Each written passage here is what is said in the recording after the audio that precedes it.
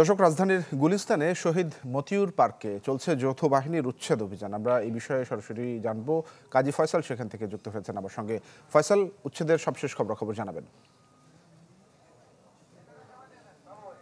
উচ্ছেদের সর্বশেষ খবর বলতে তো আপনি দেখতেই পাচ্ছেন এখানে ঢাকা দক্ষিণ সিটি কর্পোরেশনের গাড়ি কিন্তু এখানে এসেছে এবং তারা এখানে যেসব অর্থাৎ ফুটপাতে যেসব ভ্যান বিভিন্ন পণ্য নিয়ে বসে, যেসব ভ্যান বিভিন্ন পণ্য নিয়ে বসে সেগুলো কিন্তু সারাদিন ফুটপাতে এবং পুরো গুলিস্তান জুড়ে প্রচুর ভোগান্তি তৈরি হয় সাধারণ মানুষের মধ্যে। তারা কিন্তু এই ভ্যানগুলো নিয়ে বসে, পথচারীদের ভোগান্তি হয়, যানবাহন চলাচলে ভোগান্তি হয়। সেই কারণে যৌথ বাহিনী অর্থাৎ পুলিশ, সেনাবাহিনী এবং ঢাকা দক্ষিণ সিটি কর্পোরেশনের যৌথ অভিযানে কিন্তু এখানে চলছে এবং তারা মূলত বলছেন আমাদেরকে যে একদম গোড়া থেকে ধ্বংস করার জন্যই মূলত তাদের এই অভিযান। তারা বলছেন যে এই পার্কেই ফুটপাতে যে বিভিন্ন ভ্যান বা বিভিন্ন যে বাহনগুলো দিয়ে তারা পণ্য বিক্রি করেন সেগুলো এখানে রাখা হতো টাকার বিনিময়ে। আর সে কারণে তারা এসে পূর্ব তথ্যের ভিত্তিতে এখানে এসে তারা অভিযান চালিয়েছেন।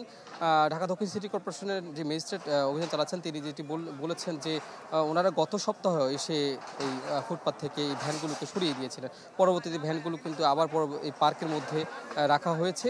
আর সে কারণে তারা একদম পার্কের মধ্যে প্রবেশ করে এই বাহনগুলো ধ্বংস করে দিচ্ছেন। এবং আমরা একটু এখানকার যে একজন ব্যবসায়ী আছেন, ফুটপাতে ব্যবসায়ী, এবং তার কাছ থেকে জানতে চাবো যে আসলে ওনারা কিভাবে কোন প্রক্রিয়ায় এখানে তারা পণ্য বিক্রি করতেন এবং কিভাবে তারা এগুলো রাখতেন সেই বিষয়ে একটু ওনার কাছে জানতে চাবো। আসলে আপনি একটু বলবেন যে আসলে আমি পুরো যেটা যতটুকু জানি, আমি যে চাকরি করি এখানে, বিষয়টা হলো গাড়ি রাখতেছে সবাই ওভারঅল, আমিও দেখতেছি রাখতেছে, 50 টাকা করে নিচ্ছে, একটা টোকেন দিচ্ছে, ওই টোকেন শো করে আবার গাড়ি বাইর করতে পারবো, যেহেতু এটা মিস্টেক না হয় একজনের গাড়ি আরেকজনের যাতে না নেয় সেই জন্য একটা টোকেন দিচ্ছে।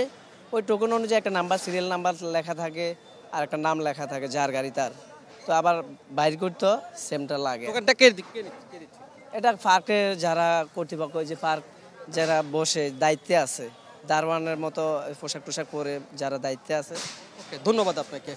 যে তানভীর, আপনি শুনলেন যে আসলে এখানে পার্ক কর্তৃপক্ষই মূলত এই অপরাধের সাথে জড়িত এবং তারা কিন্তু ফয়সাল, ধন্যবাদ আপনাকে আমাদের সঙ্গে যুক্ত হওয়ার জন্য। কাজী ফয়সাল জানাচ্ছিলেন গুলিস্তান থেকে।